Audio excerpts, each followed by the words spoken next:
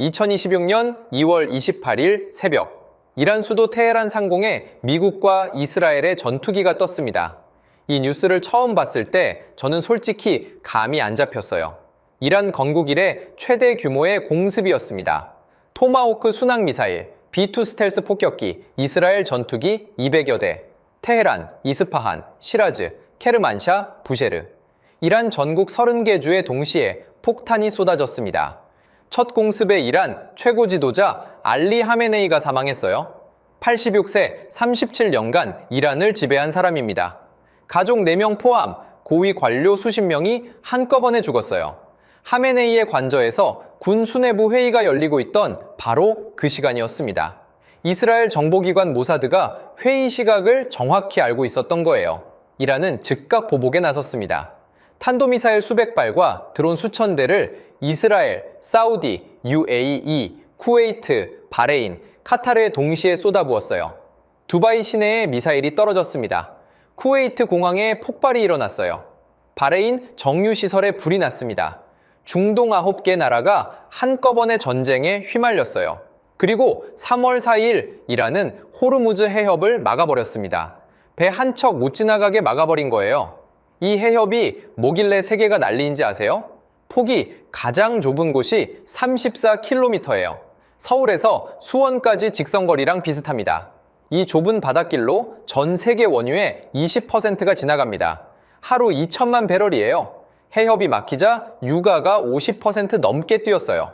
브렌트유가 배럴당 109달러를 돌파했습니다. 한국 주유소 기름값은 리터당 1934원까지 올랐어요. 한국은 원유의 70%를 중동에서 가져오거든요. 그 대부분이 이 해협을 통과합니다. 한국 정유 4사에 연간 7천억 원의 추가 비용이 발생했어요. 휘발유 가격 상한제가 생기고 원화는 약세로 돌아섰습니다. 이란에서 벌어진 전쟁이 한국 주유소 가격표에 바로 찍힌 거예요. 근데 하나만 생각해 보세요. 이란은 도대체 뭘 했길래 미국이 직접 폭격까지 한 걸까요? 진짜 소름 돋는 건 따로 있어요. 1970년대까지 이란은 미국의 동맹이었거든요. 미국이 자국 해군에도 아직 다 배치 못한 최신 전투기 F-14 톰캣을 이란에는 80대나 팔았어요. 20억 달러어치. 미국 역사상 단일 무기 수출 최대 규모였습니다. 미국 조종사들도 부러워했던 그 전투기를 이란에 먼저 준 거예요. 이때까지만 해도 아무도 몰랐습니다. 이 전투기를 판 나라와 전쟁을 하게 될 줄은요. 2026년 3월 2일 미 공군은 이란 공군 기지에 주기 중이던 F-14 톰캣 여러 대를 폭격해서 파괴했어요. 40년 전 자기가 팔았던 전투기를 자기가 부순 겁니다. 그 나라가 어쩌다 미국의 최대 적이 됐을까요? 이걸 이해하려면 석유 한 방울에서 시작된 120년짜리 이야기를 처음부터 풀어봐야 해요. 이란의 운명을 바꾼 건 3가지였습니다. 석유, 혁명, 그리고 핵. 그 3가지가 뭔지 지금부터 하나씩 추적해 보겠습니다. 재밌게 시청하시고 구독, 좋아요, 알림 설정 부탁드립니다. 첫 번째, 석유의 저주입니다. 1908년으로 거슬러 올라가야 해요. 이란 남서부 마스제드 솔레이만이라는 작은 마을입니다. 사막과 바위뿐인 황무지예요. 영국인 사업가 윌리엄 녹스 다시가 이 땅을 7년째 파고 있었어요. 돈은 바닥났고 투자자들은 포기하라고 했습니다. 영국 본국에서도 미친 짓이라고 했어요. 근데 마지막으로 딱 한 번만 더 파보자 그랬는데 석유가 솟았습니다. 중동 역사상 최초의 대규모 유전이었어요. 이 순간이 이란의 운명을 바꿉니다. 그리고 중동 전체의 운명도 바꿨어요. 영국은 즉시 회사를 씁니다. 앵글로-이란 석유회사, 지금의 BP예요. 그리고 이란 석유를 퍼올리기 시작했어요. 영국 해군이 석탄에서 석유로 연료를 바꾸던 시기였거든요. 이란 석유는 대영 제국의 군사력을 움직이는 피였습니다. 근데 문제가 있었습니다. 돈의 배분이에요. 이란 땅에서 나오는 석유인데 이란에는 푼돈만 떨어졌어요. 1947년 기준으로 이 회사의 수익이 약 4천만 파운드였어요. 이 중 이란이 받은 건 겨우 700만 파운드. 영국 정부가 세금으로 가져간 건 2,500만 파운드 이상이었습니다. 이란 땅의 석유로 영국 정부가 이란보다 3배 넘게 벌어간 거예요. 같은 시기 사우디는 미국 석유회사와 50대 50으로 나누고 있었거든요. 이란만 유독 착취당하고 있었던 겁니다. 쉽게 말하면 이런 겁니다. 삼성전자 공장이 한국에 있는데 이익의 대부분을 외국 정부가 세금으로 가져가고 한국에는 푼돈만 떨어지는 상황이에요. 이 불공정한 구조에 이란 국민의 분노가 쌓이기 시작합니다. 40년 넘게 쌓였어요. 그리고 1951년 한 인물이 등장합니다. 모하마드 모사데크. 이란 총리로 선출된 이 사람이 의회 연단에 서서 주먹을 쥐고 선언했습니다. 이란의 석유는 이란 국민의 것이다. 의회가 떠나갈 듯 환호했어요.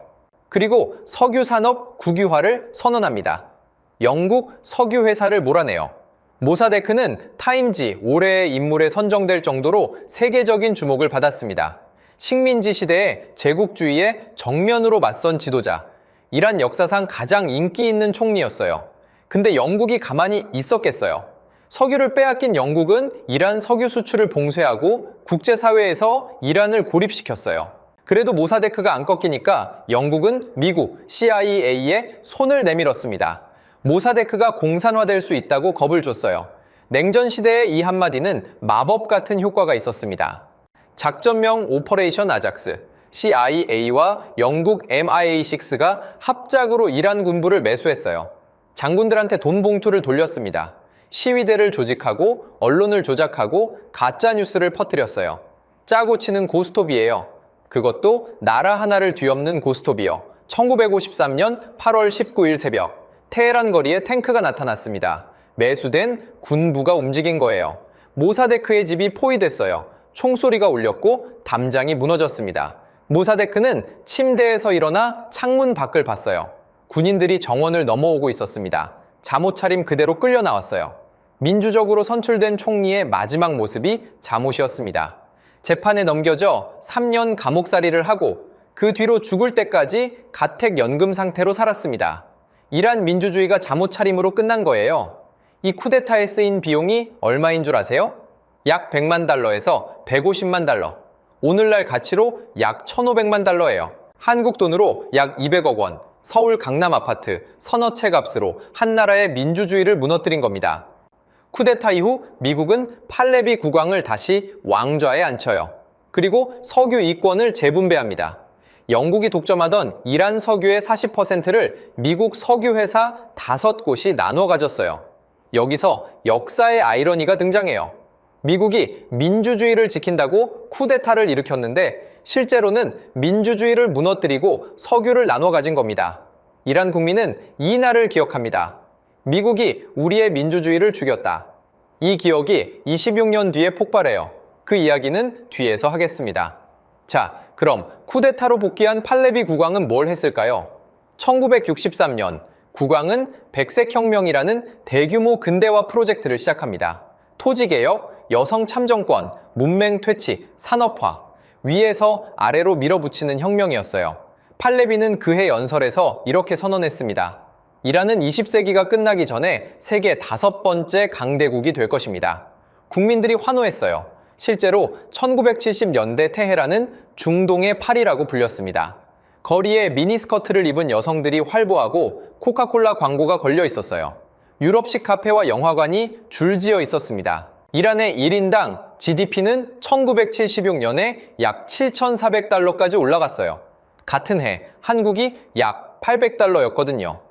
이란이 한국보다 9배 넘게 잘 살았던 겁니다. 이때까지만 해도 아무도 몰랐어요.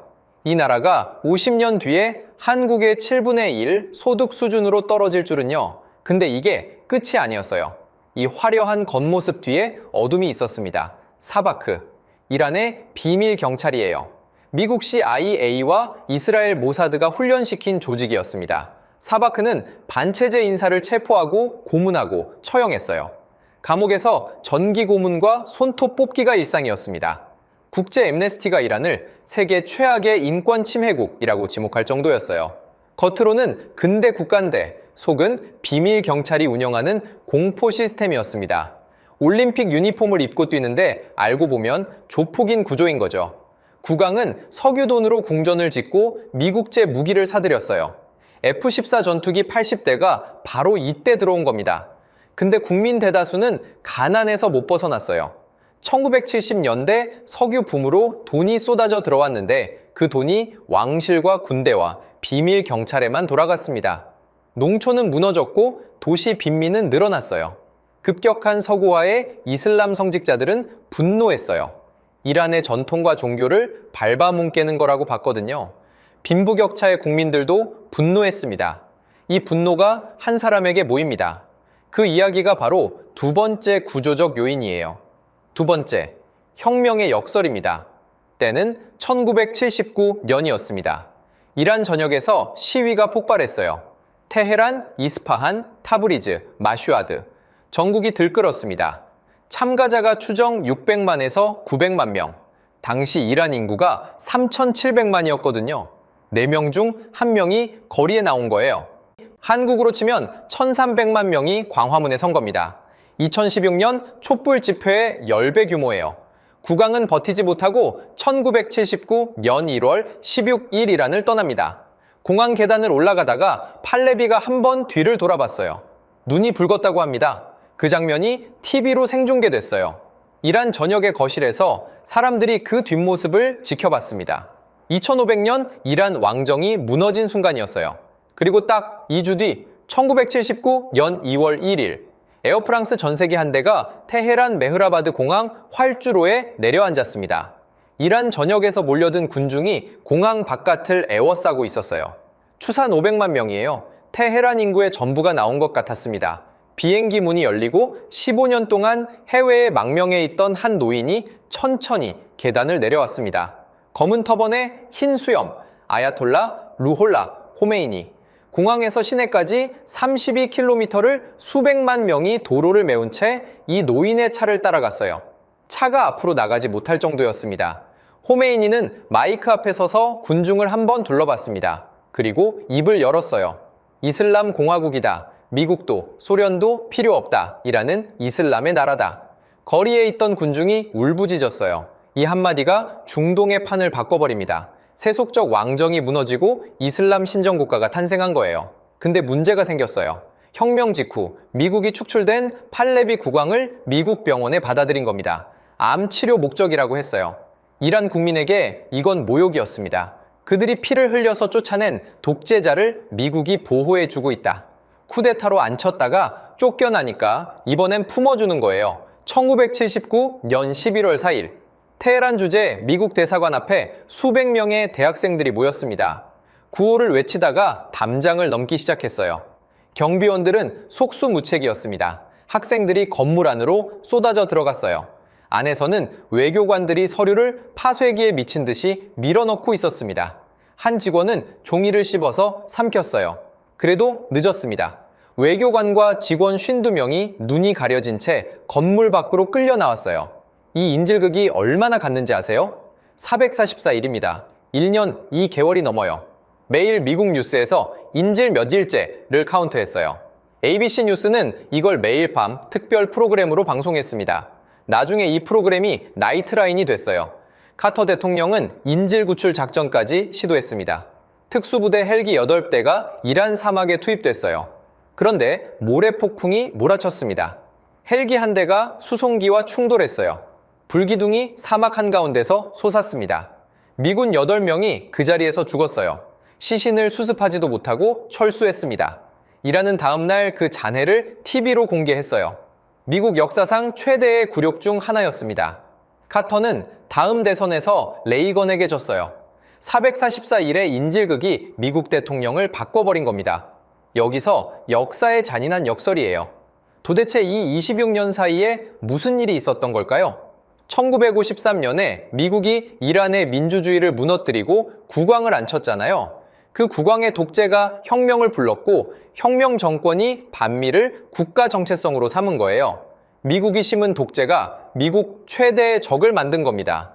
아까 그 이야기입니다. 1953년에 뿌린 씨앗이 1979년에 폭발한 거예요. 근데 여기서 끝이 아니었습니다. 혁명이 끝난 지 채 1년 반도 안 돼서 또 다른 지옥이 찾아옵니다. 1980년 9월 22일 이웃나라 이라크의 사담 후세인이 이란을 침공합니다. 혁명으로 혼란한 틈을 노린 거예요. 이란, 이라크 전쟁의 시작입니다. 이 전쟁이 얼마나 갔는지 아시겠어요? 8년입니다. 한국 전쟁이 3년이었잖아요. 이 점 실패예요. 사망자가 100만 명이 넘어요. 양쪽 합쳐서요. 서울 강남구 인구의 2배가 사라진 겁니다. 20세기 가장 긴 전면전 중 하나였어요. 이란은 혁명 직후라 정규군이 와해된 상태였습니다. 장교들은 숙청당했고 무기 부품은 미국 제재로 끊겼어요. F-14 전투기가 80대 있었는데 부품이 없어서 날릴 수가 없었습니다. 그래서 이란이 선택한 방법이 소름 돋아요. 사람을 보냈습니다. 10대 소년들한테 낙원의 열쇠라며 플라스틱 열쇠를 목에 걸어주고 지뢰밭으로 보냈어요. 인해 전술이었습니다. 양쪽이 참호를 파고 철조망을 치고 화학무기를 쓰면서 8년을 싸웠어요.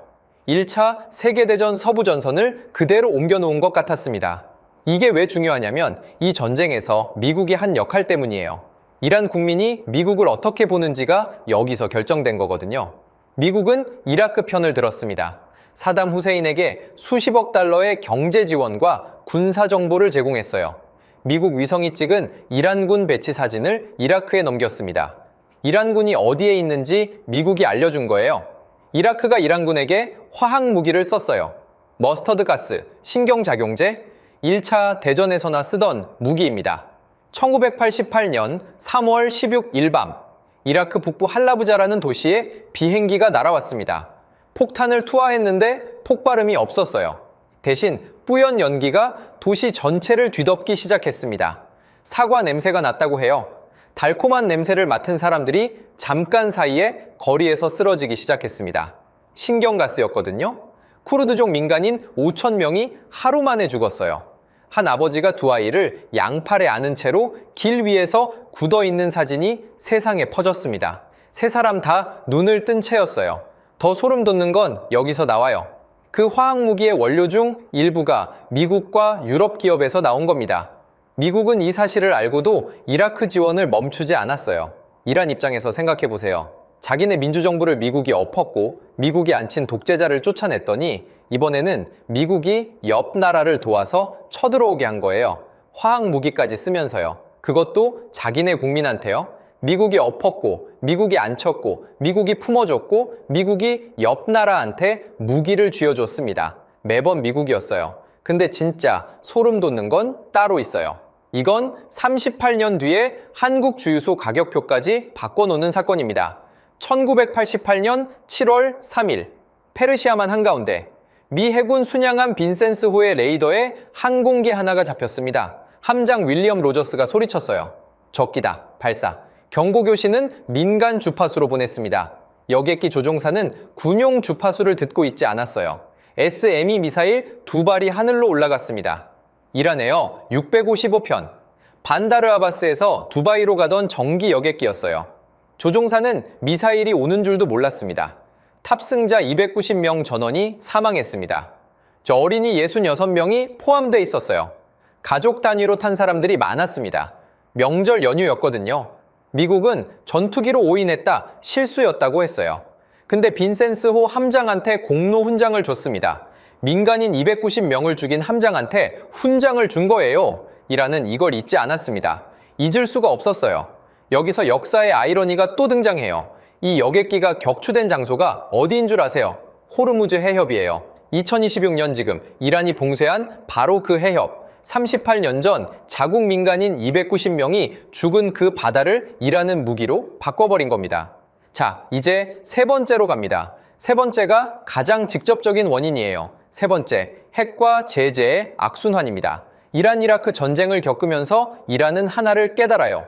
우리를 지켜줄 나라는 없다. 미국은 적이고 옆 나라는 쳐들어오고 화학무기까지 맞았는데 국제사회는 뭘 했어요? 아무것도 안 했습니다. 유엔 안보리는 화학무기 사용을 규탄하는 결의안조차 내지 못했어요.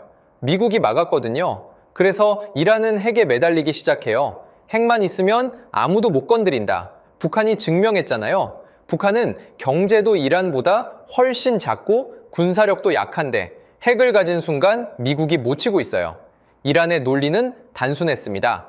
근데 여기서 또 역사의 아이러니가 등장해요. 1957년으로 잠깐 거슬러 올라가야 합니다. 사실 이란의 핵 프로그램은 팔레비 국왕 시절에 시작됐어요. 아이젠하워의 평화를 위한 원자력 프로그램의 일환이었거든요. 미국이 이란에 연구용 원자로를 제공하고 이란 과학자들을 미국 대학에서 훈련시켰어요. 핵기술의 씨앗을 뿌린 게 미국이라는 뜻입니다. 미국이 뿌린 핵의 씨앗이 혁명 이후 미국을 겨냥하는 무기로 자라고 있었던 거예요. 2002년 이란의 비밀 핵시설이 공개됩니다. 나탄즈 우라늄 농축시설이에요. 이란 반체제 단체가 폭로한 겁니다. 세계가 뒤집혔습니다. 유엔 안보리 제재가 시작됐어요. 미국, EU가 추가 제재를 때렸습니다. 이란 은행이 국제금융망에서 차단됐어요. 이란의 원유 수출이 하루 250만 배럴에서 100만 배럴로 쪼그라들었습니다. 수출의 60%가 증발한 거예요. 이란 화폐 리알의 가치가 폭락했어요. 물가가 치솟고 약이 부족해지고 국민 생활이 무너져 내렸습니다. 병원에서 항암제가 떨어져 환자가 죽어가는 일이 벌어졌어요. 잠깐 생각해 보세요. 1976년에 한국보다 9배 잘 살던 나라가 제재와 전쟁과 혁명을 거치면서 1인당 GDP가 5,000달러대로 떨어진 거예요. 같은 기간 한국은 35,000달러가 됐습니다.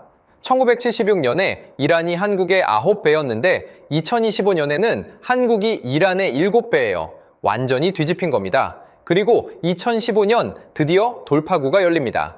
이란 핵 합의 JCPOA예요. 2년 넘게 협상한 끝에 미국, 영국, 프랑스, 독일, 러시아, 중국이 전부 서명했습니다. 이란이 핵 개발을 제한하는 대신 국제사회가 제재를 풀어주기로 한 거예요.